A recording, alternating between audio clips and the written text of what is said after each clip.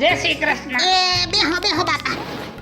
ઓહો, તે કેમ ધક્કો ખાધો? વેવણ તમને ખબર જ છે, જો વિવાની આ પાડી દ્યો ને તો મારા છોકરાનું ઘર બંધાઈ જાય. પણ વેવાય મારે ક્યાં દીકરી ઘરે બેહાડી રાખવી છે, પણ કઈક વેત તો હોવો જોઈએ ને. મૂંઝવણ છે, શું કરવું? મને ખબર જ હતી વેવણ, એનોય રસ્તો છે મારી પાસે. ના બાપા ના, અમારે તમારો ટેકો નથી જોતો. દીકરીના પૈસા લઈને લગ્ન થોડા કરાય.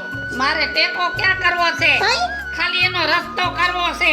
ઈ હું એ આ પ્રભાત સિંહનું નવાબ, નવાબ એટલે? એ કપાસનું બિયારણ. પણ હવે આ બિયારણ તો ઘણા વાવી વાવીને ઠાયકા, કાંઈ ફાયદો થતો નથી. આમાં શું ફાયદો છે? એ પેલા તો આમાં છે ને ઈયરું હાવ ઓછી આવે, પછી અને પહેલેથી છેલ્લે સુધી છોડવો તો લીલો સમ રે. પછી અને વજનમાં અને ઉત્પાદનમાં કાંઈ ઘટે જ નહીં, મબલા પાક આવે. તે વિરાટમાં કેવું? વિરાટમાં આમ રૂના ફોદાને આડો ને એટલે ડફ દઈને બાર.